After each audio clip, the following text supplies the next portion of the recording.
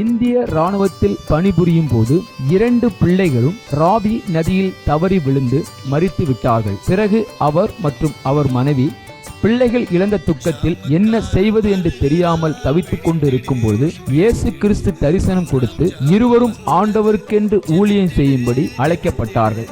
அவர்கள் செய்து வரும் சத்திய வேத ஆராய்ச்சி ஊழியம் ஆண்டவருடைய கிருபையால் வல்லமையாக நடைபெற்று வருகிறது. அவர்கள் கொடுக்கும் ஆண்டவருடைய வார்த்தையை நாம் கேட்போம்.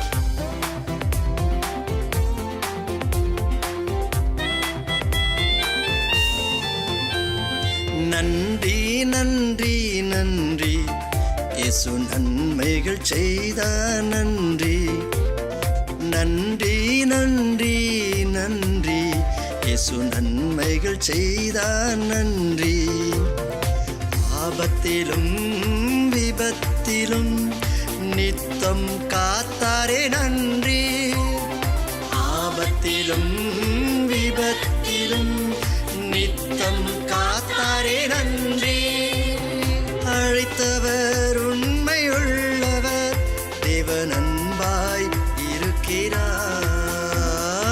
அழைத்தவர் உண்மையுள்ளவர், தேவன் அன்பாய் இருக்கிறார். நன்றி நன்றி நன்றி இயேசு நன்மைகள் செய்தார். நன்றி நன்றி நன்றி நன்றி இயேசு நன்மைகள் செய்தார். நன்றி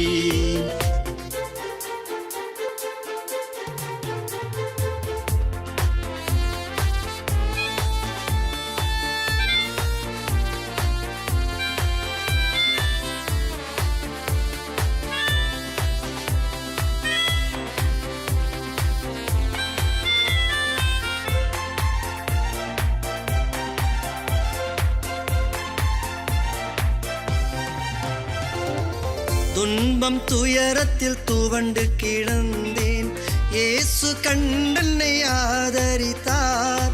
துன்பம் துயரத்தில் துவண்டு கிடந்தேன், இயேசு கண்டென்னை ஆதரித்தார். ஆலயத்தில் நான் ஆனந்த சத்தத்தோடு தூய ஆவியில் நிரம்பிடுவேன். ஆலயத்தில் நான் ஆனந்த சத்தத்தோடு தூய ஆவியில் நிரம்பிடுவேன். அழைத்தவர் உண்மை உள்ளவர், தேவன் அன்பாய் இருக்கிறார். அழைத்தவர் உண்மை உள்ளவர், தேவன் அன்பாய் இருக்கிறார். நன்றி நன்றி நன்றி இயேசு நன்மைகள் செய்தார். நன்றி நன்றி நன்றி நன்றி இயேசு நன்மைகள் செய்தார். நன்றி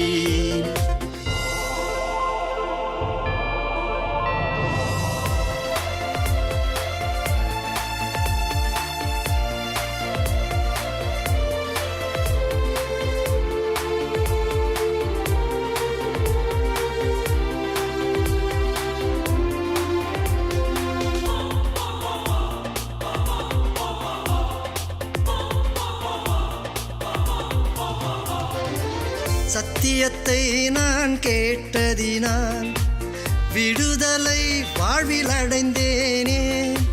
சத்தியத்தை நான் கேட்டதினால் விடுதலை வாழ்வில் அடைந்தேனே. சாத்தானை கர்த்தர் மிதித்ததினாலே சங்கடம் இனி இல்லை, துதித்திடுவேன். சாத்தானை கர்த்தர் மிதித்ததினாலே சாட்சியாய் நானும் வாழ்ந்திடுவேன். அழைத்தவர் உண்மை உள்ளவர், தேவன் அன்பாய் இருக்கிறார். அழைத்தவர் உண்மை உள்ளவர், தேவன் அன்பாய் இருக்கிறார். நன்றி நன்றி நன்றி இயேசு நன்மைகள் செய்தார். நன்றி நன்றி நன்றி நன்றி இயேசு நன்மைகள் செய்தார் நன்றி. ஆபத்திலும் விபத்திலும் நித்தம் காத்தாரே நன்றி.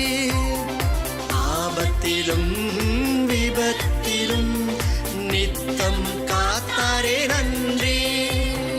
அழைத்தவர் உண்மை உள்ளவர், தேவன் அன்பாய் இருக்கிறார். அழைத்தவர் உண்மை உள்ளவர், தேவன் அன்பாய் இருக்கிறார். நன்றி நன்றி நன்றி இயேசு நன்மைகள் செய்தார் நன்றி. நன்றி நன்றி நன்றி இயேசு நன்மைகள் செய்தார் நன்றி.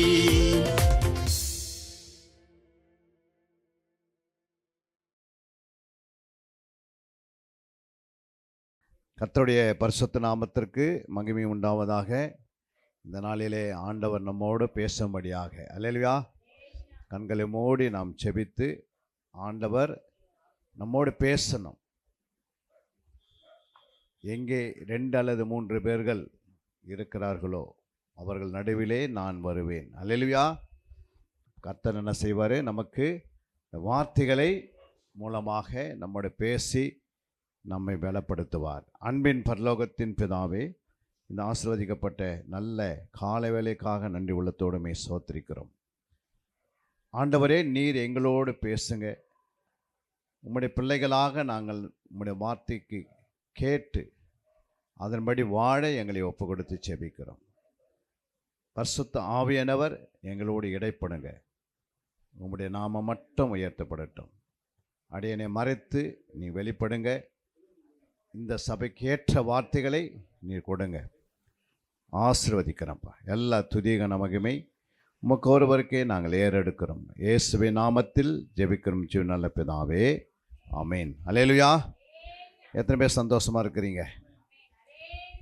சந்தோஷமாக இருப்பது ஆண்டவருடைய பிரியம். அல்லேலூயா. ஆண்டவருக்கு எது பிரியம்? நம்ம எப்போதும் சந்தோஷமாக இருப்பது தான் ஆண்டவருக்கு பிரியம். அல்லேலூயா. அதனால தான் நம்ம ஆண்டவருடைய வார்த்தை கேட்க வந்திருக்கிறோம்.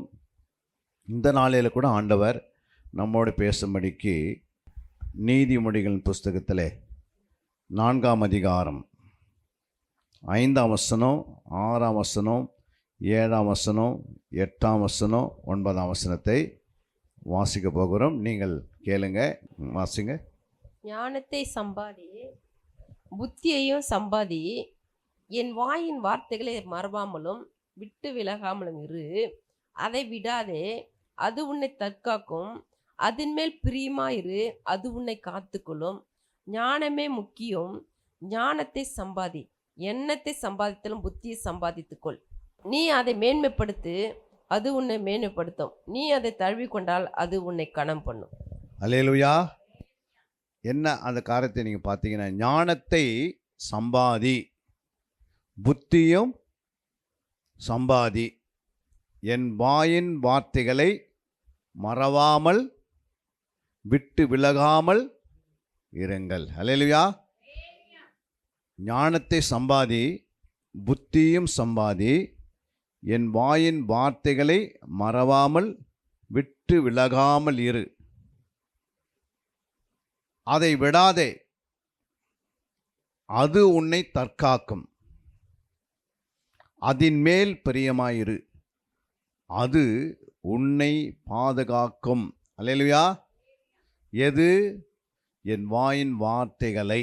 அல்லேலூயா.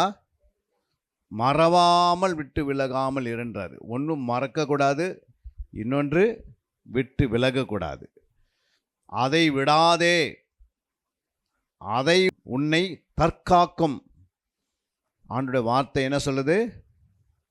தற்காக்கும். அதன் மேல் பிரியமாயிரு. அல்லேலூயா. எதன் மேல் பிரியமாயிரு? ஆண்டோடைய வார்த்தையின் மேலே. என் வாயின் வார்த்தைகளை, அது மேல் பிரியமாயிரு, அது உன்னை காத்து கொள்ளும். அல்லேலூயா. ஞானமே முக்கியம். ஞானத்தை சம்பாதி, எண்ணத்தை சம்பாதித்தாலும் புத்தியை சம்பாதித்துக்கொள். அப்போ 5ஆம் வசனம் வாசிக்கிறேன், ஞானத்தை சம்பாதின்றாரு, புத்தியும் சம்பாதின்றாரு. ஆனால் இங்கே பார்க்க ஞானமே முக்கியம். ஞானத்தை சம்பாதி, எண்ணத்தை சம்பாதித்தாலும் புத்தியை சம்பாதித்துக்கொள். அல்லேலூயா. நீ அதை என்ன பண்ணுங்க, மேன்மைப்படுத்து. எதை மேன்மைப்படுத்தணும்? என் வாயின் வார்த்தைகளை. அதான் 5ஆம் வசனம் வாசித்தோம். என் வாயின் வார்த்தைகளை நீ என்ன செய், நீ அதை மேன்மைப்படுத்து, அது உன்னை மேன்மைப்படுத்தும். நீ அதை தழுவி கொண்டால் அது உன்னை கனம் பண்ணும். அல்லேலூயா. மேன்மைப்படுத்தது எது? தேவனுடைய வார்த்தை. கனம் பண்ணது எது? தேவனுடைய வார்த்தை. அல்லேலூயா. தேவனுடைய வார்த்தை உனக்குள்ள இருந்தால் உன்னை கர்த்தர் மேன்மைப்படுத்தினே இருப்பார். அல்லேலூயா. 2வது ஆண்டு சொல்கிறாரு, அது உன்னை என்ன பண்ணிக்கும்? கனம் பண்ணும். அல்லேலூயா. அது உன் தலைக்கு அலங்காரமான முடிவை கொடுக்கும். எது? முடியை கொடுக்கும். அல்லேலூயா. அது உன் தலைக்கு அலங்காரமான முடியை கொடுக்கும். அது மகிமையான கிரீடத்தை உனக்கு சூட்டும். அல்லேலூயா. அதனால தான் ஆண்டவர் சொல்கிறாரு, அப்போது என் மகனே கேள், என் வார்த்தைகளை ஏற்றுக்கொள், அப்போது உன் ஆயுசின் வருஷங்கள் அதிகமாகும். அல்லேலூயா. அப்போ அங்கேருந்து நம்ம வாசித்து கொண்டு வரும்போது ஆண்டவர் சொல்கிறார், 2 காரியங்களை நாம் சம்பாதிக்க வேண்டும். எத்தனை காரியம்? 2 காரியம். 1 ஞானம், 2 புத்தியை. அல்லேலூயா. இப்போ ஞானத்தை யார் சம்பாதித்து கொள்கிறார்களோ அது என்ன செய்யுமா? ஒரு மகிமையின் கிரீடங்களை அது கொடுக்குமா? அல்லேலூயா. என்ன கிரீடம்? கடைசி நாட்களிலே கர்த்தர் நமக்கு ஒரு மகிமையான கிரீடத்தை உனக்கு அது சூட்டும். அப்போது ஞானத்தை சம்பாதிப்பதற்கும் புத்தியை சம்பாதிப்பதற்கும் என்ன வழி இங்கே சொல்லப்பட்டிருக்கிறது? அந்த இடத்துல நீங்கள் வாசித்தீங்கன்னா, என் வாயின் வார்த்தைகளை என்ன பண்ணக்கூடாது? மறக்கக்கூடாது, அதை விட்டு விலகக்கூடாது. அல்லேலூயா. இன்றைக்கி ஆண்டோடைய வார்த்தையை நாம் விட்டு விடாதபடிக்கு அதை மறவாமல் என்ன செய்யணும்? அது மேலேயே உங்களுடைய ஓட்டம் ஓடணும். அல்லேலூயா. மரணம் அறிந்த வரைக்கும் நம்ம எது மேலே ஓடணும்? ஆண்டோடைய வார்த்தையை பிடித்து கொண்டு ஓடணும். இன்றைக்கி ஆண்டவருடைய வார்த்தையை விட்டுட்டு ஓடுறவங்க நிறைய பேர் இருக்கிறாங்க. அல்லேலூயா. அதனால தான் அவங்களுடைய வாழ்க்கையில் அதிகமாக ஞானத்தை அடைய முடியல, புத்தி அடைய முடியல. அதனால் அவங்களுடைய வாழ்க்கையில் என்ன உண்டாகுது? ஓடுகிற ஓட்டை எங்கே ஓடுறான்னு அறியாமல் ஓடிக்கொண்டிருக்கிறாங்க. நிறைய பேர் நம்ம பார்க்குறோம். நிறைய பேர் இந்த உலகத்தில் கர்த்தரை ஏற்றுக்கொண்டவர்கள் சரியாக வார்த்தை படித்தவங்க கரெக்டாக ஓடின்னு முடிப்பாங்க. வார்த்தை விட்டுட்டவங்க தப்பான காரியத்தில் ஓடி சிக்கிறாங்க. அல்லேலூயா. அதனால தான் அந்த ஞானம் மிக அவசியம். என்ன அவசியம்? ஞானம் மிக அவசியம். அந்த ஞானத்தை நாம் பெற்றுக்கொள்ள வேண்டும். அந்த நீதிமொழிகள் 1:22 சொல்லுகிறது, பேதைகளே நீங்கள் பேதமையை விரும்புவதும், நிந்தனைக்காரரே நீங்கள் நிந்தனையில் பிரியப்படுவதும், மதியினரே நீங்கள் ஞானத்தை வெறுப்பதும் எது வரைக்கும் இருக்கும்? பாருங்க, 1 பேதைகளேன்றாரு. புரியுங்களா? நிந்தனைக்காரரே. நிந்தனைக்காரர் யாரு? அவங்க நிந்தனையிலே பிரியப்படுகிறாங்க. பேதைகளை பார்த்தீங்கன்னா அவங்க பேதமை விரும்புகிறாங்க. அல்லேலூயா. மதியினரை பார்த்தீங்கன்னா நீங்கள் ஞானத்தை வெறுக்கிறாங்க. எது வரைக்கும் இருக்கும்? அல்லேலூயா. பேதை என்பது யாரு? அப்போஸ்தலர் 4ஆம் அதிகாரம் 13ஆம் வசனத்தில் நீங்கள் வாசித்தீங்கன்னா, பேதுருவும் யோவானும் பேசுகிற தைரியத்தை அவர்கள் கண்டு அவர்கள் படிப்பறியாதவர்கள் என்றும் பேதமை உள்ளவர்கள் என்றும் அறிந்தபடியினால் ஆச்சரியப்பட்டு அவர்கள் இயேசுவுடனே கூட இருந்தவர்கள் என்றும் அறிந்து கொண்டார்கள். அல்லேலூயா. இன்று நீங்கள் பார்த்தீங்கன்னா இயேசு கூட ஒரு கூட்டம் இருக்கிறாங்க. அவங்க யாரு? சீசர்கள். அல்லேலூயா. அதில் முக்கியமான சீசர்கள் பேதுரு, யோவான், யாக்கோப்பு. யார்? பேதுரு, யோவான், யாக்கோப்பு. இப்போ பேதுரும் யோவானும் பேசுகிற தைரியத்தை யார் பார்க்கறது? புறஜாதி மக்கள் பார்க்குறாங்க அந்த நாட்களில். அல்லேலூயா. அவங்க எப்படி பேசுகிறாங்கன்னா, அவங்க பேதமை உள்ளவர்களாக இருந்தாங்க. எப்படி இருந்தாங்க? படிப்பறிவு இல்லாதவர்கள் இருந்தாங்க. அவங்க வாழ்க்கையில் படிப்பறிவே கிடையாது. அந்த படிப்பறிவு இல்லாதவர்கள் இவங்க எப்படா இப்படி பேசுகிறாங்க அப்படின்ட்டு அங்கே கவனித்து கேட்குறாங்க. ஜனங்க கவனித்து பார்க்குறாங்க. எப்படி இவங்க ஒரு பேதமையானவர்களே, படிப்பு அறிவு இல்லாதவர்களாச்சே, இவர்கள் எப்படி இப்படி வசனங்களை பேசுகிறார்களே அப்படின்னு பார்க்கும்போது அவர்கள் யாரோடு இருந்தார்களா? இயேசுவோடு இருந்தார்கள். 3 வருஷம் இயேசுவோடு இவர்கள் என்ன பண்ணியிருக்கிறாங்க? ஒரு நல்ல சஞ்சரிப்பு. இயேசுவோடு சஞ்சரித்து இயேசு விட்டு விலகாத ஒரு 3 வருஷம் தொடர்ந்து இயேசு பேசினதெல்லாம் இவங்க கேட்டு இருக்கிறாங்க. புரியுங்களா? கேட்க கேட்க கேட்க படிப்பறிவில்லாத இவர்கள் எப்படி பேசுகிறாங்க? இப்போ ஞானமுள்ளவர்களாய் பேசுகிறாங்க. அல்லேலூயா. இன்றைக்கி நாம் பேதைகளாக இருந்தோம் ஒரு காலகட்டத்தில். ஆனால் கர்த்தர் நம்மை ஞானவான்களாக நம்மளை என்ன பண்ணியிருக்கிறாரு? இன்றைக்கி உருவாக்கி இருக்கிறாரு.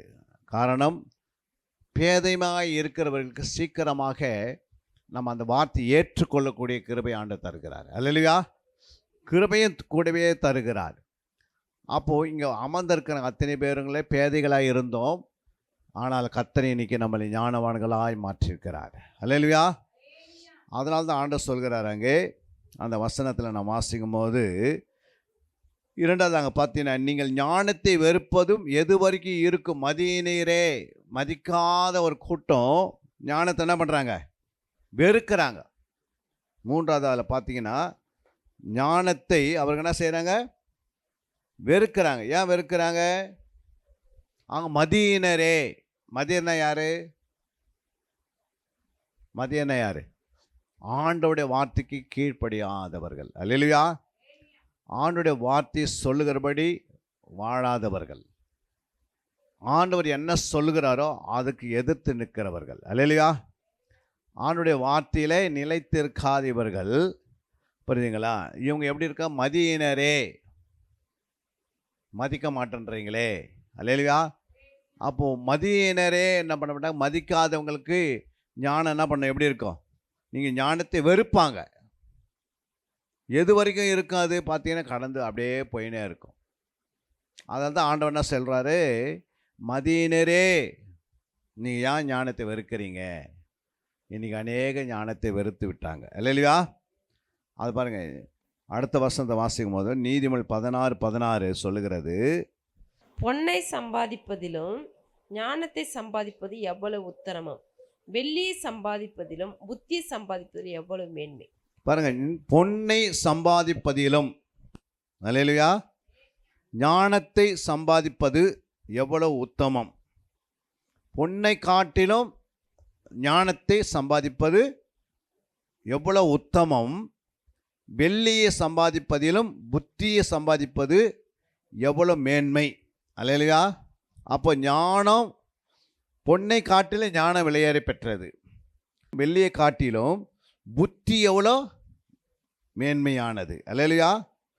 அப்போ ஆண்டவருடைய கரத்தில் நம்ம என்ன பண்ணோம்? பொன்னை இன்னைக்கு பொண்ணை சம்பாதிப்பதுக்காக அதிகமாக ஓடிக்கொண்டே இருக்கிறாங்க. வெள்ளி பொண்ணுக்காக தான் ஜனங்க என்ன பண்ணுறாங்க? தன்னுடைய நேரத்தை ஃபுல்லாக அது கொடுக்குறாங்க. அது ஒரு நாள் மண்ணாக போயிடும். எவ்வளோ உலகத்தில் ஒரு மனுஷனுக்கு பொண்ணு கையில் வச்சுருந்தாலும் வெள்ளி வச்சுருந்தாலும் அது என்ன ஆகும்? ஒரு நாள் அது மண்ணாக போயிடும்.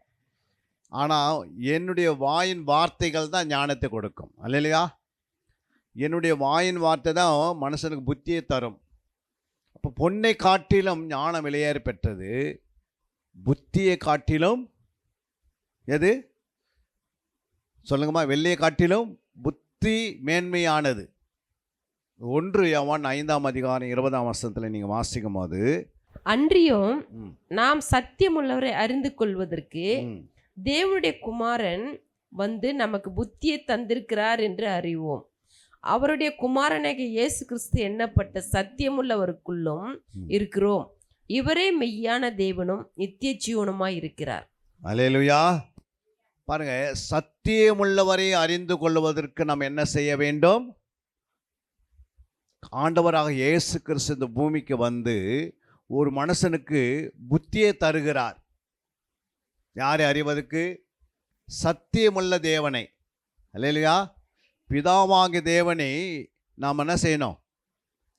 அறிந்து கொள்வதற்கு இயேசு வந்து புத்தியை தந்தார். இன்னைக்கு புத்தி இல்லாத தன் வீட்டை கட்டி கொண்டிருக்கிறாங்க. புத்தி இல்லாதவர்கள் மணல் மேலே கட்டி கொண்டிருக்கிறாங்க சபையை. இன்னைக்கு புத்தி இல்லாதவர்கள் என்ன பண்ணுறாங்க? அந்த வீட்டை இடித்து போட்டு கொண்டிருக்கிறாங்க. அல்லேலூயா. இன்னைக்கு நிறைய பேருக்கு ஏன் புத்தி இல்லைன்னா, அவருடைய வாயின் வார்த்தையை விட்டுட்டு புத்தியை சம்பாதிக்க முடியாது. அவருடைய வாயின் வார்த்தையை விட்டுட்டு ஞானத்தை சம்பாதிக்க முடியாது. அல்லேலூயா. ஞானம் வந்து சும்மா அப்படியே டக்குன்னு வந்து சாலமோனுக்கு வந்த மாதிரி வராது. புரியுங்களா?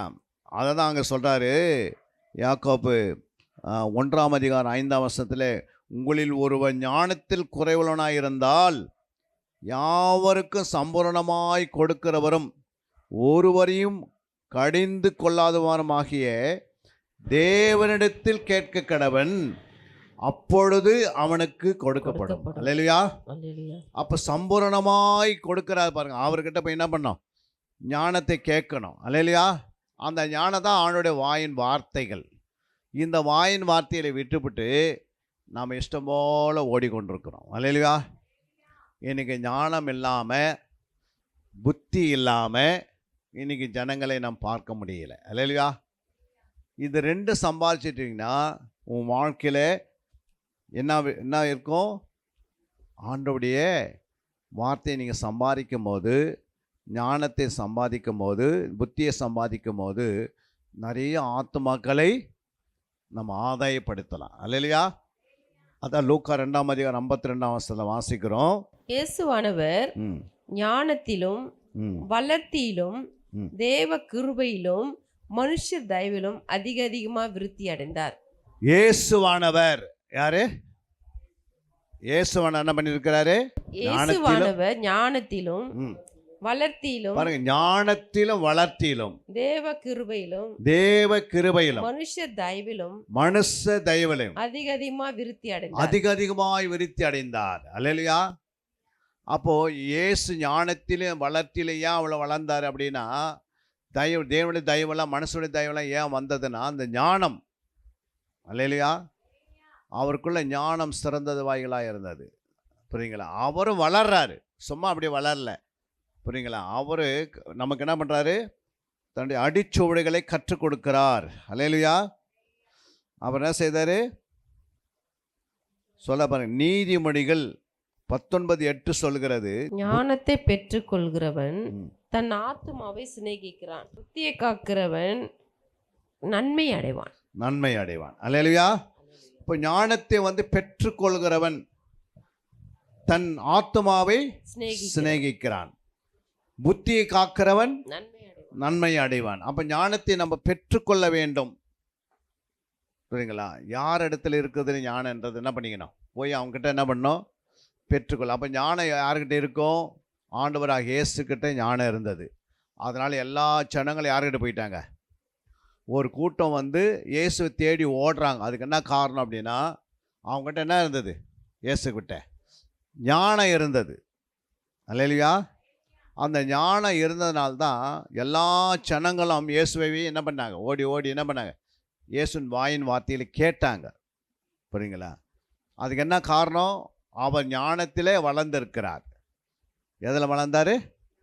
ஞானத்தில் வளர்ந்தார். சும்மா அப்படி டக்குன்னு வரல, ஞானத்தில் வளர்ந்தவராக இருந்தார். அதனால தான் இயேசு கிறிஸ்து தன்னுடைய வீட்டில் என்ன பண்ணார்? 12 வயசுலேருந்து 30 வயசு வரைக்கும் என்ன பண்ணார்? ஞானத்தில் வளர்ந்துருக்கிறாரு. அவர் தேவனுடைய தயவில் வளர்ந்தார். அல்லேலூயா. புத்தியில் வளர்ந்துருக்கிறாரு. இதெல்லாம் ரெடியாகி கிட்டத்தட்ட ஒரு 18 வருஷம் என்ன பண்ணியிருக்கிறாரு? தன்னுடைய வீட்டில் இரவும் பகலமாக இந்த ஞானத்து மேலேயே அவருடைய கண்கள் இருந்திருக்கிறது. அதனால தான் நீதிமொழிகளில் நம்ம இதை வாசிக்கிறோம். ஞானத்தை என்ன பண்ணிக்கோ, பெற்றுக்கொள்ளு மகனே. ஞானத்தை யார் பெற்றுக்கொள்கிறாங்களோ அவங்களுக்கு தான் என்ன உண்டாகும்? ஆத்மா தன்னுடைய ஆத்மாவை சிநேகிக்கிறான். அல்லேலூயா. உன் ஆத்மாவை நீ சிநேகிக்கிறனா உங்கள்கிட்ட என்ன இருக்கணும்? ஞானம் இருக்கணும். உன் ஆத்மாவை நீ கோட்டை விட்டுறக்கூடாது. அல்லேலூயா.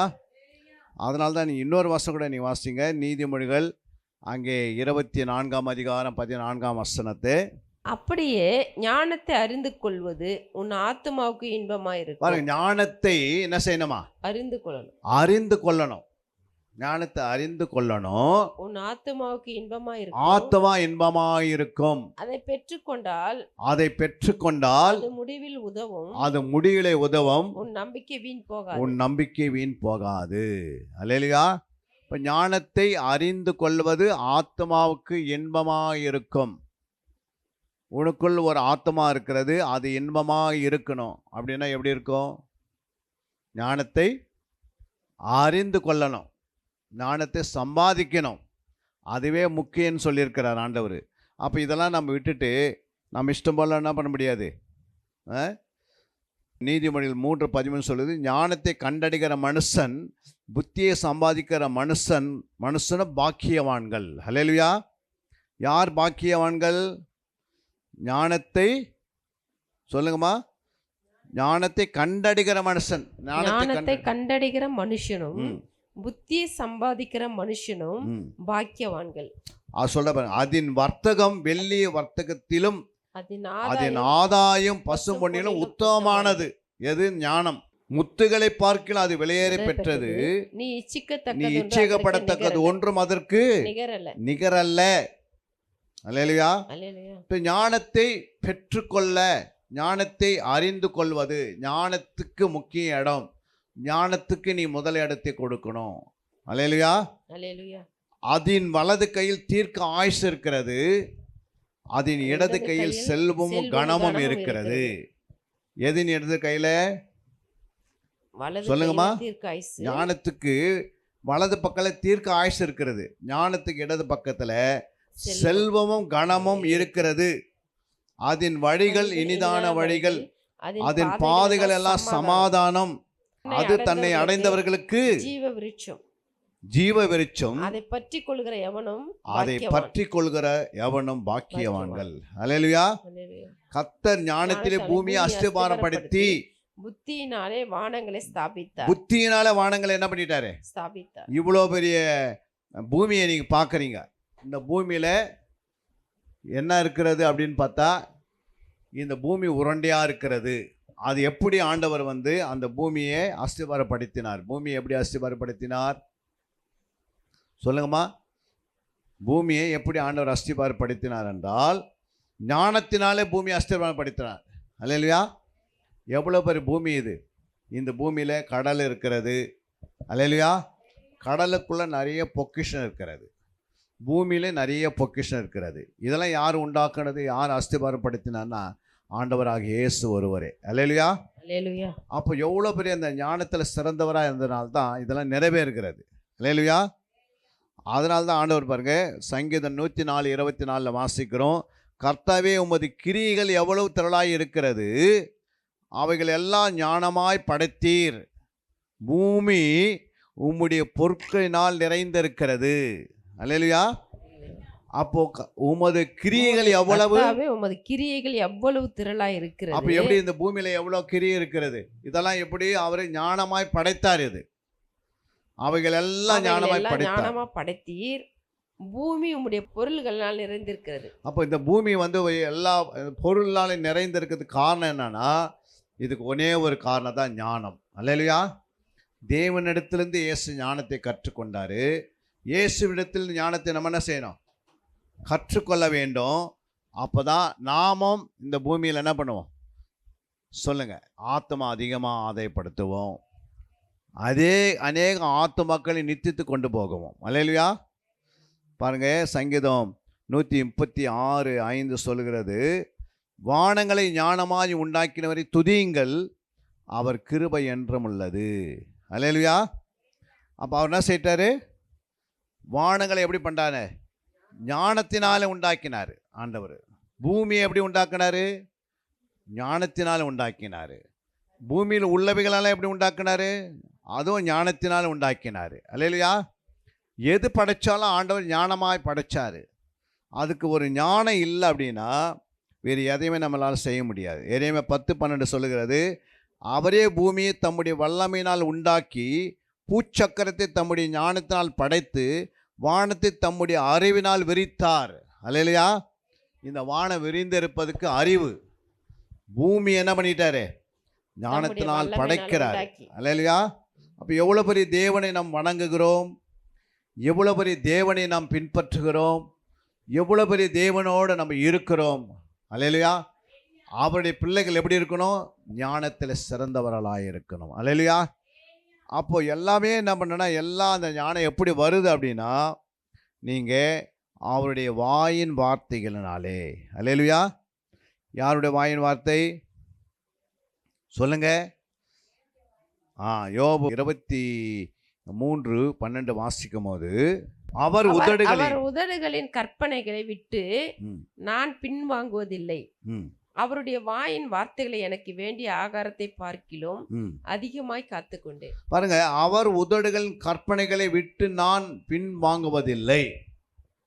அவருடைய வாயின் வார்த்தைகளை எனக்கு வேண்டிய ஆகாரத்தை பார்க்கிலும் அதிகமாய் காத்து கொண்டேன். அதனால யோபு ஞானமாய் என்ன பண்ணியிருக்கிறாரு? கர்த்தருக்கு பயப்படுதல ஞானத்தின் ஆரம்பம். இந்த யோபு தான் எழுதுறாரு. அல்லேலூயா. கர்த்தருக்கு நல்லா பயந்தவர் யாருன்னா ஆண்டவருடைய இந்த உத்தமமாய் வாழ்ந்த யோபு. அல்லேலூயா. அப்போ ஆண்டவருக்கு பயப்படுது ஞானம், பொல்லாப்பு விலகுவது புத்தி.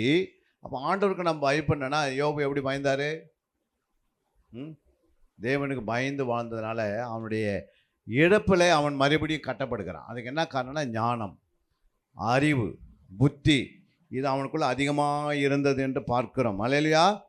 அதனால தான் சங்கீதம் 119:103, உம்முடைய வார்த்தைகள் என் நாவுக்கு எவ்வளவு இனிமையானவைகள், என் வாய்க்கு அவைகள் தேனில மதுரமாய் இருக்கிறது. அல்லேலூயா. ஆண்டவருடைய வார்த்தைகள் நாவுக்கு இனிமை, வாய்க்கு அது தேனில மதுரமாய் இருக்கும். யோசித்து பாருங்க. யோவான் 4:32 சொல்லுகிறது, அதற்கு அவர் இயேசு சொல்கிறார், நான் புசிப்பதற்கு நீங்கள் அறியாத ஒரு போஜனம் எனக்கு உண்டு என்றார். அல்லேலூயா. இந்த பூமிக்குரிய ஆகாரம் அல்ல, அவர் புசிப்பதற்கு நீங்கள் அறியாத ஒரு போஜனம் இருக்கிறது உண்டு என்றார். அல்லேலூயா. அப்போ ஆண்டவர் என்ன சொல்றாரு? அறியாத போஜனம் என்ன? அப்போது சீசர்கள் ஒருவர் பார்த்து, யாராவது அவருக்கு போஜனம் கொண்டு வந்திருப்பானோ என்றார்கள். இயேசு அவரை நோக்கி, நான் என்னை அனுப்பினருடைய சித்தத்தின்படி செய்து அவருடைய கிரியைகளை முடிப்பதே என்னுடைய போஜனமாய் இருக்கிறது. அல்லேலூயா. அப்போ அவர் கிரியை முடிக்கணும். ஒவ்வொருக்கும் அவருடைய கிரியை இருக்கிறது. இங்கே உட்காந்துருக்குறங்க அத்தனை பேருக்குமே அவருடைய கிரியை செய்து முடிக்கணும். அதை தான் அவருக்கு போஜனம். அல்லேலூயா. உலகத்தில் தேவனுக்கு ரட்சிக்கப்பட்டவர்களுக்கு ஆண்டவர் கொடுத்துருக்கிற ஒரு கிரியை இருக்குது. புரியுங்களா? ஒரு விசுவாசி எடுத்துக்கினீங்கன்னா அந்த விசுவாசிக்கு ஒரு அடையாளம் இருக்கிறது. அந்த அடையாளம் என்ன அடையாளம்? விசுவாசிகளை துரத்தக்கூடிய அடையாளம் இருக்கிறது. யாருக்கு? விசுவாசிகளுக்கு. இன்றைக்கி விசுவாசிகள் பிசாசை துரத்துறாங்களா அப்படின்னு கேட்டால் எந்த விசுவாசிகளும் இது வரைக்கும் நம்ம என்ன பண்ணல. சபையில் ஒரு 100 விசுவாசி இருக்கிறாங்கன்னா 100 விசுவாசியில் எத்தனை விசுவாசிகள் போய் பிசாசில் துரத்துறாங்க? நோமான பாஷைகளை பேசுகிறாங்களா? இல்லை வியாதிசு மேலே கை வச்சு ஜெபிக்கிறாங்களா? இன்னைக்கு ஹாஸ்பிட்டல் நிரம்பி இருக்கிறதுக்கு காரணம் என்ன அப்படின்னா, சபை ஒரு பக்கம் நிரம்புறது போல சபை விசுவாசிகளால் நிரம்ப இருக்கிறது, ஹாஸ்பிட்டல்கள் வியாதிசால் நிரப்பப்பட்டிருக்கிறது. அல்லேலூயா. ஏன் நிரப்பப்பட்டிருக்கிறது?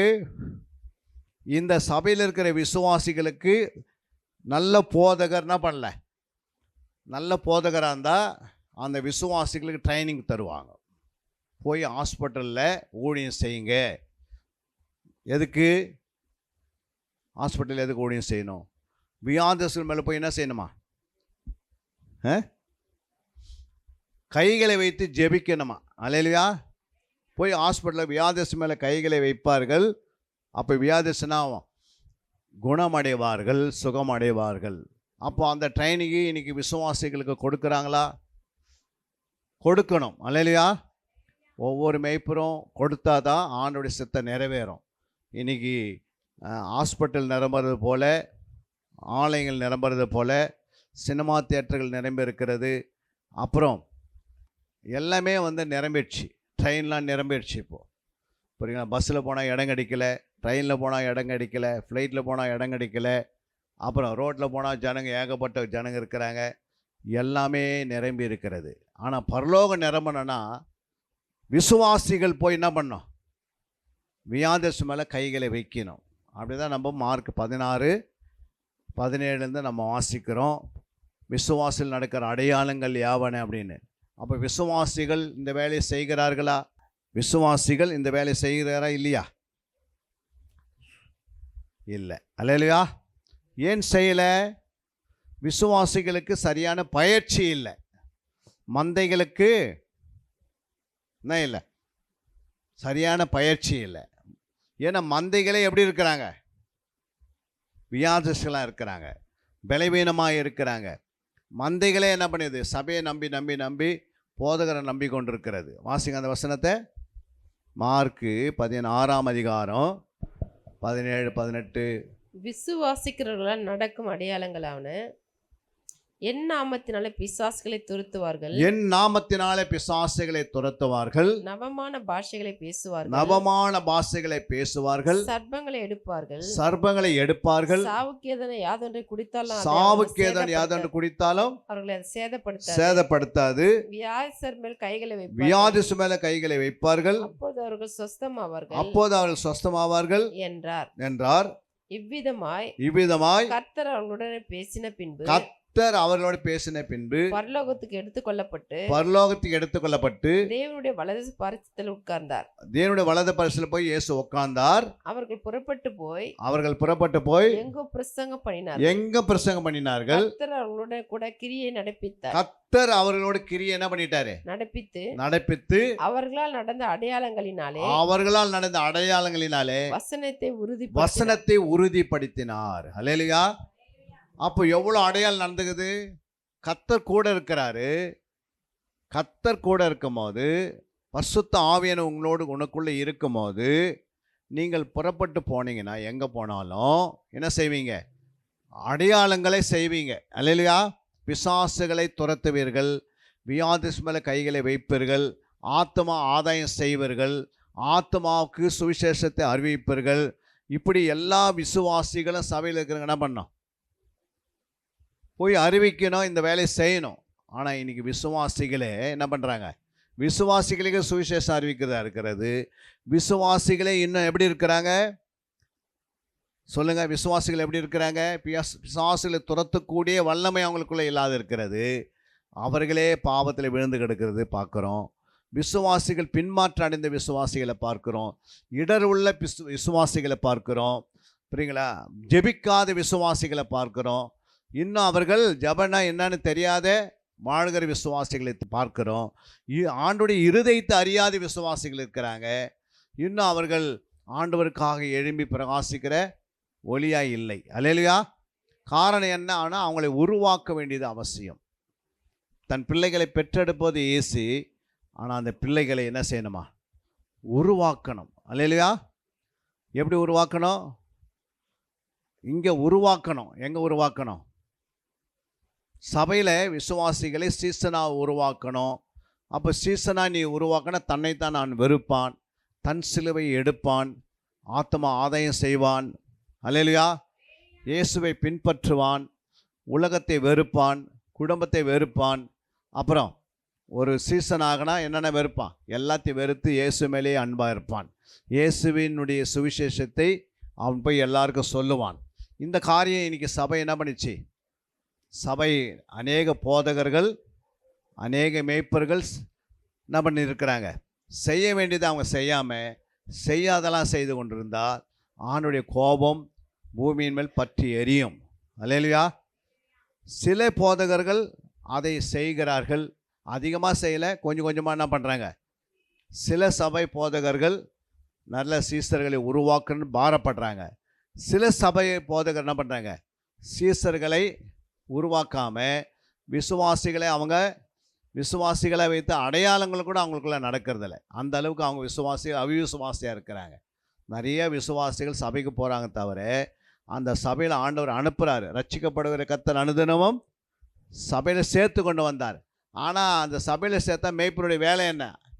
அந்த விசுவாசிகளை அவரை ரட்சித்தார். எந்த மேய்ப்பரை எந்த விசுவாசிகளை ரட்சிக்கலை, ஆண்டவர் தான் ரட்சிக்கிறார். அல்லேலூயா.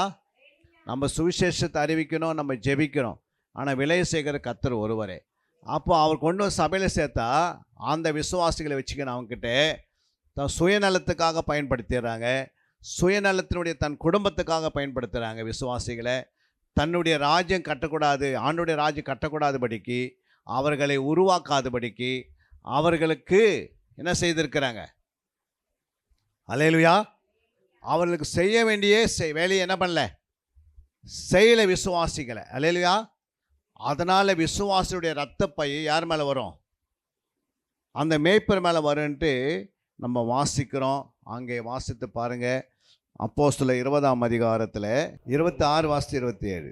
தேவனுடைய ஆலோசனையில் ஒன்றையும் நான் மறைத்து வைக்காமல் எல்லாவற்றையும் உங்களுக்கு அறிவித்தபடியினாலே எல்லாருடைய இரத்தப்பழிக்கும் நீங்கி நான் சுத்தமாய் இருக்கிறேன் என்பதற்கு உங்களை இன்றைய தினம் சாட்சிகளாக வைக்கிறேன். அல்லேலூயா.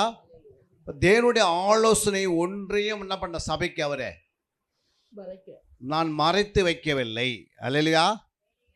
யார் மறைத்து வைக்கல? அந்த சபையை நடத்துகிற பவுல் சொல்லுகிறார், ஆண்டவர் எனக்கு எவ்வளோ ஆலோசனை கொடுத்தாரோ, இந்த வேதத்தினுடைய ரகசியங்களை சொல்லி தந்தாரோ, என்ன சொல்லி தந்தார் அப்படின்னா மந்தைகளுக்கு என்ன சொல்லணுமோ அதெல்லாம் என்ன பண்ணல அவர். சொல்லுங்கம்மா. மறைத்து வைக்கல. மந்தைகளுக்கு சொல்ல வேண்டியது என்ன பண்ணிட்டாரு, சொல்லிட்டாரு. அப்படி சொல்லனா அவங்களுடைய இரத்தப்படி, யாருடைய இரத்தப்படி? மந்தைகள் விசுவாசியுடைய இரத்தப்படி யாருக்கும் வருமா? அந்த மேய்ப்பன் மேலே இறங்கிடுமா. அல்லேலூயா. அப்போ ஒருத்தர் மேலே இரத்தப்பை வந்தால் எப்படி இருக்கும் யோசித்து பாருங்கள். இன்றைக்கி அநேக மேய்ப்பர்களுக்கு இரத்தப்பழிக்கு ஆயத்தமாக இருக்கிறாங்க. சிலர் என்ன பண்ணுறாங்க, ஆண்டுடைய வசனத்தை மறைக்காமல் சொல்லிடுறாங்க சபைக்கு. அல்லேலூயா. அநேக வசனங்களை எடுத்து தெளிவாக சொல்லி சபைகளுக்கு உருவாக்குறாங்க, சொல்கிறாங்க. ஒரு வசனத்தை மறைக்காமல். இன்றைக்கி எவ்வளோ வசனத்தை மேய்ப்பர்கள் மறைக்கிறதுக்கு என்ன காரணம் அப்படின்னா, அவங்களும் அந்த வசனத்தை அறியாமல் இருக்கிறதுக்குனா தான் காரணம்.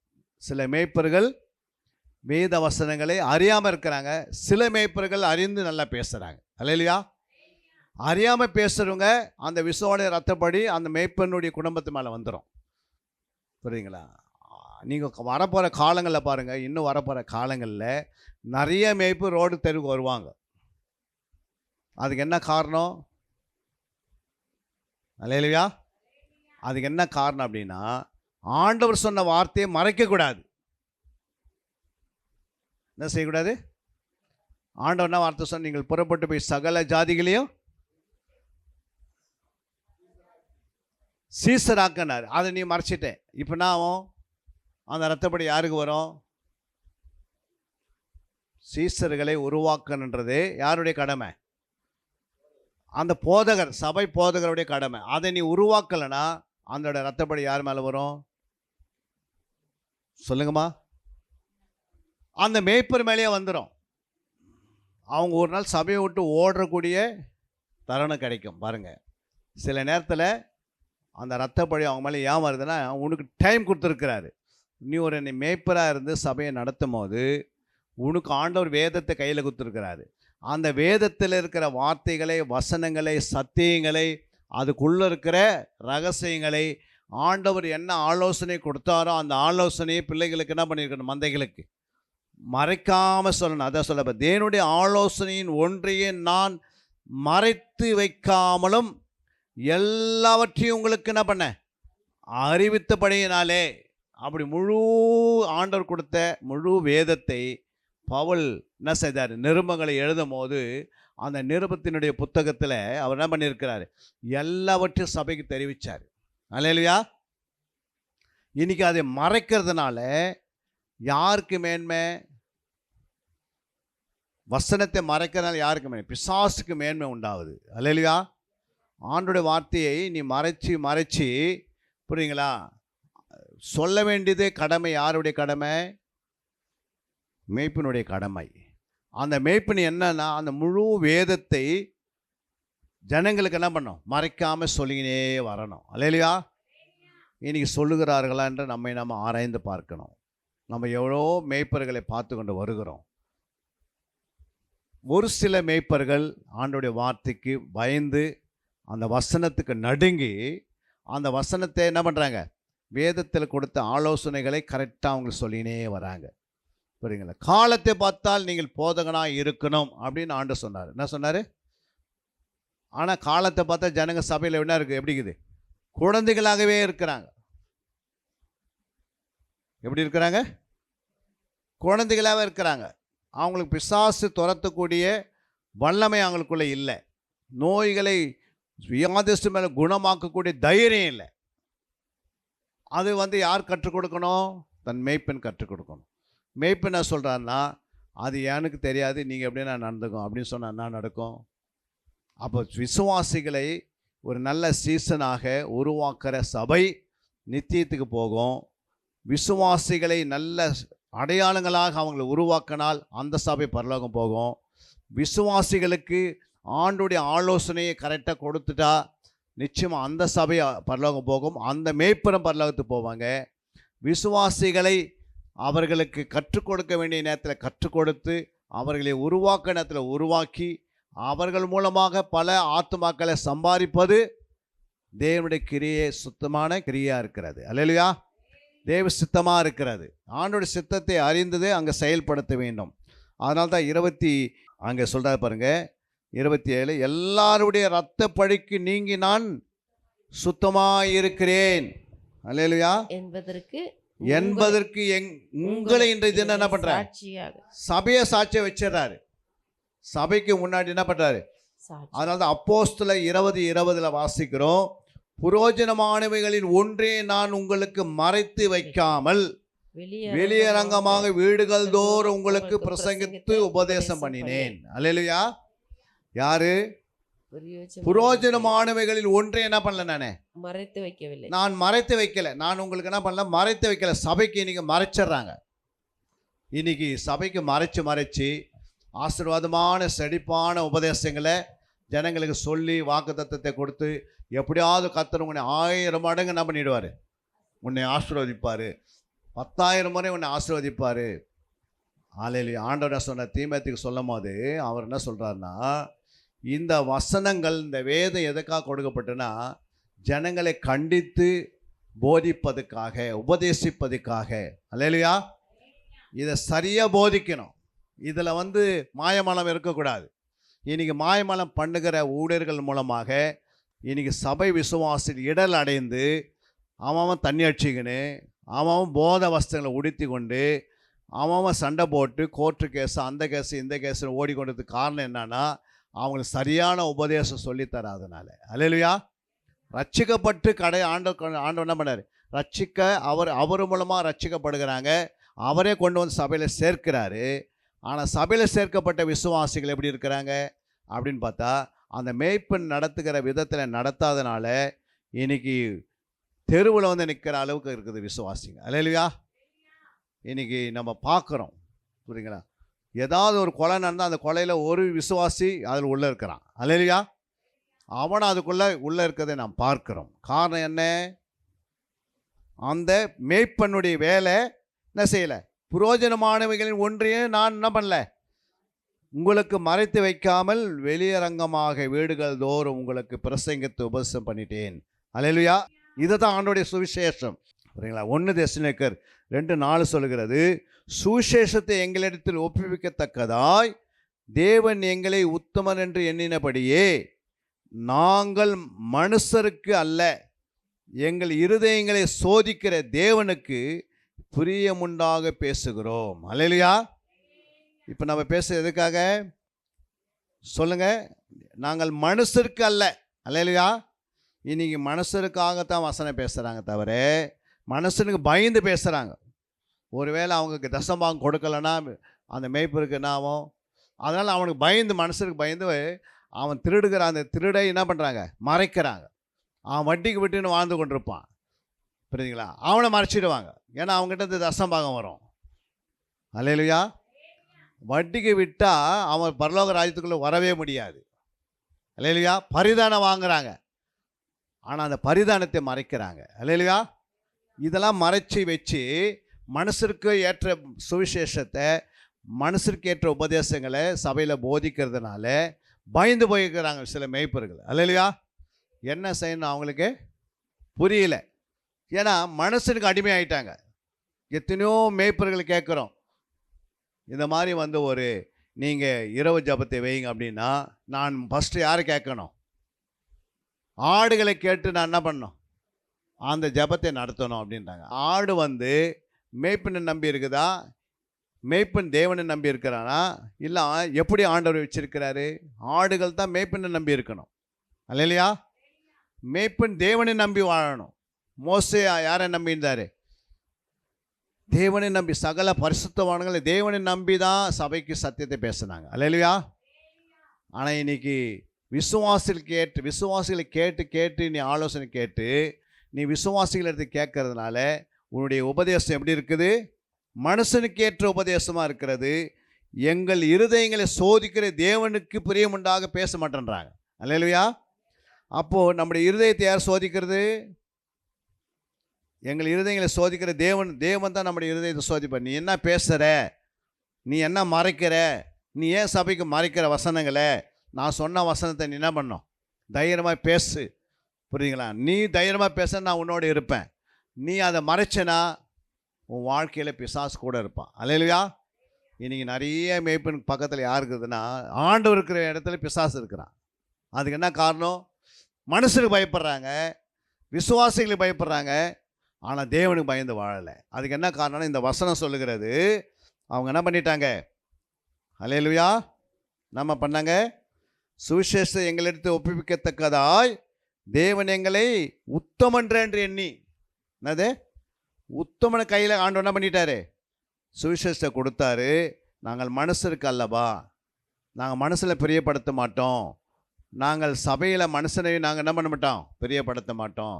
என் இயேசுவை மட்டும்தான் நாங்கள் பிரியப்படுத்துவோம். அல்லேலூயா. அவர்தான் சிலுவையில் மரித்தார், அவர்தான் சபையையே சம்பாதித்தார், ரத்தத்தினால சபையை சம்பாதிச்சிட்டார். அவர் ரத்தம் சிந்தலைன்னா இன்றைக்கி சபையில் ஆட்கள் கிடையாது. இன்றைக்கி சபையில் அவர் ரத்தத்தை சிந்தி சபைக்கு ஆத்மா கொடுத்தா அந்த ஆத்மாவுக்கு இவங்க கொடுக்க வேண்டிய இயேசு சொன்ன வசனங்களை கொடுக்காம, என் இயேசு சொன்ன வசனங்களின்படி அவங்கள வாழ விடாமல் அவங்க சுயநலத்துக்காக வசனங்களை வீசி இன்றைக்கி நிறைய ஆத்மாக்களை நித்திய ஜீவன் பெற வேண்டிய இடத்துல அவங்க நரகத்துக்கு பக்கம் திருப்பி கொண்டிருக்கிற நிறைய சபைகளுக்குள் இன்றைக்கி நல்ல உபதேசங்கள் இருக்கிறது. அல்லேலூயா. ஆண்டவர் சொன்ன வசனங்களை அவங்களுக்கு சொல்லித்தரணும். அல்லேலூயா. அதை தான் ஆண்டு சொல்கிறாரு. அங்கே சொல்லப்பட்டிருக்கிறது எபேசியர் 1:11, மேலும் கிறிஸ்துவின் மேல் முன்னே நம்பிக்கையாக இருந்த நாங்கள் அவருடைய மகிமைக்கு புகழ்ச்சியாக இருக்கும்படிக்கு. அல்லேலூயா. மேலே கிறிஸ்து மேல் என்ன பண்ணியிருக்காங்க? நம்பிக்கை வைத்திருக்கிறாங்க. மேலும் கிறிஸ்துவின் மேல் முன்னே நம்பிக்கை இருந்த நாங்கள் அவருடைய மகிமைக்கு நான் இருக்கிறோம், புகழ்ச்சியா இருக்கிறோம். அல்லேலூயா. கலாத்தியர் 1:7 சொல்லுகிறது, வேறொரு சுவிசேஷம் இல்லையே, சிலர் உங்களை கலகப்படுத்தி கிறிஸ்துனுடைய சுவிசேஷத்தை புரட்ட மனதாக இருக்கிறார்கள் அல்லாமல் வேறல்ல. அல்லேலூயா. அப்போ கிறிஸ்துனுடைய சுவிசேஷம் என்ன பண்ணுறாங்க? புரட்டுறாங்க. புரியுங்களா? என்ன சொல்லணும் அது சொல்லாமல் அவர்களை சீசனாக உருவாக்க சொன்னார். சீசனாக உருவாக்க முடியல. ஜெபிக்கிற ஜாமக்காரனாக உருவாக்க சொன்னார். ஜெபிக்கிற ஜாமக்காரனாக உருவாக்க முடியல. அவர்களை நல்ல போர் சேவகனாக அவர்களை கர்த்தர் செய்த போர் சேவகரை உருவாக்கினார். உருவாக்க முடியல. நல்ல மனவாட்டிகளை உருவாக்க சொன்னார். உருவாக்க முடியல. அதுக்கு என்ன காரணம்? ஆண்டவருடைய சித்தத்தை அவர்கள் செய்ய முடியல. அல்லேலூயா. அது சொல்கிறார் பாருங்க, கலாத்தியர் 4:16, நான் உங்களுக்கு சத்தியத்தை சொன்னதினாலே உங்களுக்கு என்ன ஆயிட்டேன், சத்துருவானோ. அல்லேலூயா. சத்தியத்தை சொல்கிறதுனால சத்துருவாவாங்க. நீங்கள் சத்தியத்தை நீங்கள் பேசுனீங்கன்னா மக்களுக்கு நீ என்ன மாறிடுற, சத்துருவாக. அல்லேலூயா. ஆனால் ஆண்டவருக்கு நீ பிள்ளையாக மாறுற. அல்லேலூயா.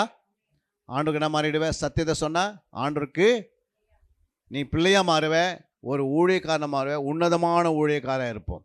அல்லேலூயா. அல்லேலூயா. 2 கொரிந்தியர் 4:2 சொல்லுது, வெட்கமான அந்தரங்க காரியங்கள் நாங்கள் வெறுத்து தந்திரமாய் நடவாமல் தேவ வசனத்தை புரட்டாமலும் சத்தியத்தை வெளிப்படுத்துகிறதுனாலே தேவனுக்கு முன்பாக எல்லா மனுஷருடைய மனசாட்சிக்கும் எங்களை உத்தமன் என்று விளங்க பண்ணுகிறோம். அல்லேலூயா. என்ன சொன்னார் ஆண்டவர், வெட்கமான அந்தரங்க காரியங்களை நாங்கள் என்ன பண்ணுறோம், வெறுக்கிறோம். தந்திரமாய் நடவாமல் தேவ வசனத்தை புரட்டாமலும் சத்தியத்தை மட்டும் என்ன பண்ணுறோம், வெளிப்படுத்துகிறதுனாலே தேவனுக்கு முன்பாக எல்லா மனுஷருடைய மனசாட்சிக்கும் எங்களை உத்தமன் என்று விளங்க பண்ணுகிறோம். அல்லேலூயா. எரேமியா 23:22 சொல்லுது பாருங்க, அவர் என் ஆலோசனையினாலே நிலைத்திருந்தார்கள் ஆகில் அப்போது அவர்கள் என் வார்த்தைகளை ஜனங்களுக்கு தெரிவிப்பார்கள். அல்லேலூயா. அவர்களை தங்கள் பொல்லாத வழிகளையும் தங்கள் செய்கையின் பொல்லாப்பை விட்டு திரும்புவார்கள். எப்போ திரும்புவாங்க சொல்லுங்க, எப்போ திரும்புவாங்க? முடிக்க போகிறோம் சீக்கிரம். அவர்கள் என் வார்த்தைகளை என்ன பண்ணியிருக்கணும், ஜனங்களுக்கு தெரிவிக்கணும். புரியுங்களா? தெரிவிச்சா என்ன நடக்காது, அவர்களின் தங்கள் பொல்லாத வழிகளையும் தங்கள் செய்கையின் பொல்லாப்பை விட்டு என்ன பண்ணுவாங்க, திரும்புவாங்க, மனம் திரும்பிடுவாங்க சபை. இன்னைக்கு ஏன் திரும்ப முடியல? அல்லேலூயா. ஏன் திரும்ப முடியல சொல்லுங்க? ஏன் திரும்ப முடியலன்னா அவருடைய வார்த்தை என்ன பண்ணல, வசனத்தை, அவருடைய வசனங்களை வார்த்தைகள் என்ன பண்ணல, ஜனங்களுக்கு சரியாக அறிவிக்கலை, சரியாக தெரிவிக்கலை, வார்த்தைகளை மறைக்கிறாங்க. மறைத்து பேசுறதுனால என்ன உண்டாகுது சொல்லுங்க? மறைத்து பேசுறதுனால என்ன உண்டாகும்? புரியுங்களா? அப்போ வார்த்தையை நீங்கள் பேசினா 10 வார்த்தை 5 வார்த்தை பேசினாலும் ஆண்டவர் அந்த சபைக்கு நிலை நிற்கிறார். அல்லேலூயா. நீங்கள் சத்தியத்தை சத்தியமாக பேசுங்க, ஆண்டவர் உங்களை அதிகமான ஆத்துமக்களை தருவார். புரியுங்களா? நிறைய சபை இன்னைக்கு பெருகி ரத்தப்பழி யார் மேலே வந்துனுக்குது, அந்த மேய்ப்பர் மேலே வந்து மேய்ப்பரே வரைக்கும் போக முடியாது. புரியுங்களா? எல்லா மேய்ப்பரும் அப்படி இல்லை. சில மேய்ப்பர்கள் புரியுங்களா என்ன செய்கிறாங்கன்னா, கர்த்தருடைய வசனத்தை மறைத்துடுறாங்க. ஜனங்களுக்கு சொல்ல வேண்டிய வசனங்கள் என்ன பண்ணல, சொல்லாமல் அந்த வசனங்களை என்ன பண்ணலாம் அவங்களுக்கு. அல்லேலூயா. நாங்கள் அன்றைக்கி இதுக்கு போயிருந்தோம், மியான்மாருக்கு போயிருந்தோம். மியான்மாரில் சண்டே மெசேஜ் காலைல 10 மணிக்கு ஆரம்பித்தது, சாயந்தரம் 5 மணி தான் முடிஞ்சது. அங்கே வந்ததுக்கு எத்தனை பேர்? 20 பேர். அல்லேலூயா. இங்கே வந்து 2 லட்சம் பேர் 2000 பேர் வராங்கன்னா அந்த 20 பேர் போதுமானது. அல்லேலூயா. அந்த 20 பேர் தன்னுடைய எல்லா வேலையை விட்டுட்டு ஒரு வாரம் ஃபுல்லாக அங்கே கிளாஸில் இருந்தாங்க. அல்லேலூயா. அதுக்கு என்ன காரணம்? அவங்களோட உள்ள சத்தியத்து மேலே பசி தாகமாக இருந்தது. அல்லேலூயா. அந்த சத்தியத்து மேலே பசி தாகம் இருந்தாங்க. அப்போ காலையில் அவங்க 10 மணிக்கு நான் போய் என்கிட்ட மைக் கொடுத்துட்டு சாயந்தரம் நாங்கள் 2 பேரும் வாங்கும்போது 5 6 ஆயிடுச்சு. புரியுங்களா? காலையிலேருந்து சாயந்தரம் வரைக்கும் எப்படி இருந்தாங்க, தேவனுடைய பாதத்தில் உட்காந்துருந்தாங்க. புரியுங்களா? கர்த்தருடைய வார்த்தையை ரெசீவ் பண்ணினே இருந்தாங்க. ஆண்டுடைய வசனத்து மேலே பசி தாகம் இருந்தது. அந்த வசனத்தின்படி வாழணும்னு ஒப்பு கொடுத்தாங்க. ஆண்டுடைய நாம மகிமைப்படணும்னு அவர்கள் என்ன பண்ணாங்க, தன்னை எல்லா வேலையும் விட்டுட்டு உட்காந்து கேட்டாங்க. கேட்க கேட்க கேட்க அந்த வசனம் என்னாச்சு அவங்களுக்கு. அல்லேலூயா. அதை சொல்ல 1 கொரிந்தியர் முடிக்க போகிறோம். 1 கொரிந்தியர் 11:23 சொல்லுது, நான் உங்களுக்கு ஒப்புவித்ததை கர்த்தரிடத்தில் பெற்றுக்கொண்டேன், என்னவெனில் கர்த்தராகிய இயேசு தாம் காட்டி கொடுக்கப்பட்ட அன்று ராத்திரியிலே அப்பத்தை எடுத்து என்ன பண்ணார், எல்லாருக்கும் கொடுத்தார். அல்லேலூயா. அங்கே சொல்லப்பட்டிருக்கிறது, நான் உங்களுக்கு ஒப்புவித்தது என்ன பண்ண, கர்த்தரிடத்தில் இருந்து பெற்றுக்கொண்டேன். அப்போ கர்த்தரிடத்தில் பெற்றுக்கொண்டு என்ன செய்திருக்கிறார் பவுலே, சபைக்கு பேசியிருக்கிறார். அல்லேலூயா. அப்போஸ்தலர் 20:35 சொல்லுது, இப்படி பிரயாசப்பட்டு பலவீனரை தாங்கவும் வாங்கிறதை பார்க்கலும் கொடுக்கிறதே பாக்கி என்று கர்த்தராகிய இயேசு சொன்ன வார்த்தைகளை நினைக்கவும் வேண்டுமென்று எல்லா விதத்திலேயும் உங்களுக்கு காண்பித்தேன் என்றார். அல்லேலூயா. எத்தனை பேர் எனக்கு புரிஞ்சுது? அப்போது ஆண்டோடைய வார்த்தை இன்றைக்கி என்ன சொல்லிச்சு, நம்ம ஞானத்தை என்ன பண்ணணும், ஞானத்தை சம்பாதிக்கணும். அல்லேலூயா. ஞானத்தை சம்பாதிக்கணும். ஞானம் இல்லாமல் பேச முடியாது. ஞானம் தான் ஆண்டவராக இயேசு கிறிஸ்து. புத்தியை சம்பாதிக்கணும். இது ரெண்டும் நீங்கள் சம்பாதிச்சிங்கன்னா உங்களுடைய வாழ்க்கையில் சத்தியத்தின்படி வாழ முடியும், சத்தியத்தின்படி நிலை நிற்க முடியும், சத்தியத்தின்படி கனி கொடுக்கிறவர்களாக இருப்பீங்க. சத்தியத்தின்படி நீங்கள் இந்த பூமியில் வாழ்ந்துட்டு போகும்போது சாட்சியாக வாழ்ந்துன்னு சொல்லுவாங்க. இப்படி ஒருத்தர் வாழ்ந்தார், இந்த பகுதியில் அவர் சத்தியத்தின்படி வாழ்ந்தார், அவரிடத்துல கோபம் இல்லை, அவரிடத்துல எரிச்சல் இல்லை, அவரிடத்துல என்ன இல்லை, கலக்கம் இல்லை, அவர் மனத்தாழ்மையாய் வாழ்ந்தார். அல்லேலூயா. நம்ம எப்படி வாழ்கிறன்றது தான் முக்கியம். எவ்வளோ வசனம் ஞானமாக நம்மளுக்கு கற்றுக் கொடுத்தாலும் நம்முடைய வாழ்க்கை முடியும் போது அவர்களுக்குள்ள நற்கிரியை தான் நான் பார்த்தேன், நன்மையை தான் நான் பார்த்தேன், தாழ்மையை தான் நான் பார்த்தேன். நான் அவர்களுக்குள் நான் பார்த்தது என்ன? சத்தியத்தை பார்த்தேன். சத்தியத்தை போதிக்கிறாங்க, வசனத்தை புரட்டலை, வசனத்தை ஜனங்களுக்கு கத்த சொன்ன வார்த்தையின்படி பேசிட்டேன். அல்லேலூயா. அதில் மனுஷனுக்கு பயந்து பேசலை. அப்படி இந்த வாழ்க்கையில் நமக்கு கொடுக்கப்பட்ட சபை, நீங்கள் 2 பேர் இருக்கலாம், 100 பேர் இருக்கலாம், 1000 பேர் இருக்கலாம், ஆனால் ஆண்டோடைய சித்தம் மட்டும் தான் சபையில் நடக்கணும். அல்லேலூயா. அவர் சொன்னபடி நம்ம சபையை நடத்தணும்னா நம்ம கொண்டு ஆண்டவர் 1000களாக 10,000மாக கொடுப்பதுக்கு அவர் எப்படி இருக்கிறார்? ஆயத்தமாக இருக்கிறார். அல்லேலூயா. நம் கரங்களை தட்டி தேவ நாமத்தை மேம்படுத்தி ஜெபம் பண்ணலாமா? அன்பின் பரலோகத்தின் பிதாவே, இந்த ஆசீர்வதிக்கப்பட்ட நேரத்துக்காய் நன்றி. ஞானத்தை சம்பாதி, புத்தியை சம்பாதி, அது உன்னை மேன்மைப்படுத்தும்.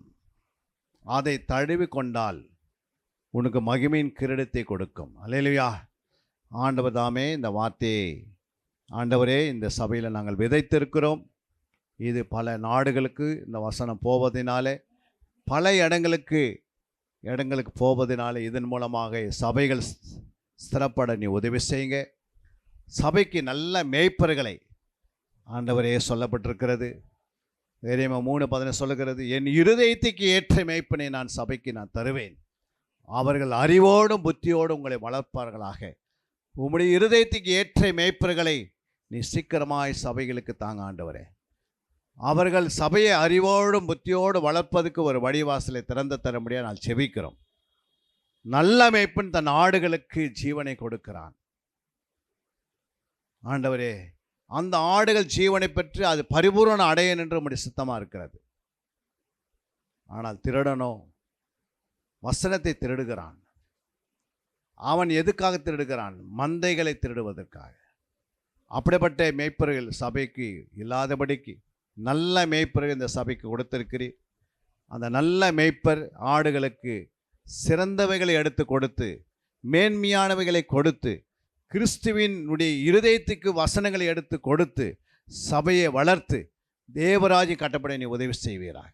இந்த சபை நாளுக்கு நாள் விருத்தி அடைந்து, நாளுக்கு நாள் இந்த சபையில் மக்கள் புதிதான ஆத்துமாக்களை கொடுத்து, அந்த ஆத்துமாக்கள் வருகைக்கு ஆன சத்தியத்திலே வளர்ந்து பெருக உதவி செய்வீராக. எல்லா தடைகளை உடைத்து எரிகிறோம். சத்துரு கொண்டு வருகிற எல்லா அவமானங்களையும், நிந்தைகளையும், போராட்டங்களையும், அவன் கொண்டு வர எல்லா சதிமாசங்களையும், அவன் கொண்டு வருகிற எல்லா பலவீனங்களையும் இயேசுவின் நாமத்தில் இந்த எல்லை விட்டு வெளியே என்று கட்ட இரத்தத்தை தெளிக்கிறோம். இந்த எல்லையை முழுமையை தெளிக்கிறோம். புதிய ஆத்துமாக்களை சபைக்கு திரளாய் கொண்டு வரப்போகிறீர் ஆண்டவர். அதுக்கு நாங்கள் ஆயத்தமாக இருக்கிறோம். வசனத்தில் வளர்ந்திருக்கிறோம், சத்தியத்தில் வளர்ந்திருக்கிறோம், ஞானத்தில் வளர்ந்திருக்கிறோம், புத்தியில் வளர்ந்திருக்கிறோம் ஆண்டவர், விவேகத்தில் வளர்ந்திருக்கிறோம், அறிவில் வளர்ந்திருக்கிறோம், நிதானத்தில் வளர்ந்திருக்கிறோம், மிகுந்த கனியில் வளர்ந்திருக்கிறோம் ஆண்டவரே. அவங்க வரும்போது சத்தியத்தை சத்தியமாக போதித்து ஆத்துமக்களை வருகைக்கு ஆயத்தப்படுத்தி நல்ல மனவாட்டிகளை உருவாக்க, நல்ல சீசர்களாக என்னை பின்பற்றுகிற சீசர்களை உருவாக்கத்தக்க சொன்னீரப்பா. உங்களுடைய அடிச்சுவடைகளை பின்பற்றுகிற சபையாக மாற உதவி செய். அடியனை மறைத்து நீ வெளிப்படுத்துக ஸ்தோத்திரம். உங்களுடைய நாம மட்டும் மகிழப்படட்டும். இந்த சத்தியம் எங்கும் பரசாற்றப்படும் போது விடுதலை பெற ஜனங்கள் உதவி செய்யுங்க. சபை சிறப்பட உதவி செய்யுங்க, சீர்பட உதவி செய்யுங்க, நிலைநிற்க உதவி செய்யுங்க, வருகைக்கு ஆயத்தமாக உதவி செய்யுங்க. எல்லா துதிக நமக்கு இயேசுவின் நாமத்தை ஜெபிக்க நல்ல பிதாவே. கரங்களை தட்டி தேவ நாமத்தை சோத்திரம் சோத்திரம் சோத்திரம். அன்பிற்குரியவர்களே, சத்திய வேத ஆராய்ச்சி வித்தியாசாலை தரிசன ஊழியம். 1. வடமாநிலத்தில் 300 திருச்சபைகளை உருவாக்குதல். 2. மாதம் ஒருமுறை எழுப்புதல் உருவாக்கும் எழுப்புதல் கூட்டம். 3. ஊழியர்கள், சபை தலைவர்கள், சுவிசேஷர்களுக்கென கருத்தரங்கு, அதாவது சத்திய வேத ஆராய்ச்சி நேரம். 4. டிவி ஊழியம். 5. பத்திரிகை ஊழியம். 6. CD DVD ஊழியம். 7. பவர் கேம்ப் அக்னி அபிஷேக முகாம். 8. உபதேச ஆராய்ச்சி கருத்தரங்கு ஊழியம். 9. நலிந்த குழந்தைகள் இல்லம். 10. 24 மணி நேர ஜெப மையம். 11. சத்திய தேவ ஆராய்ச்சி கல்லூரி. 12.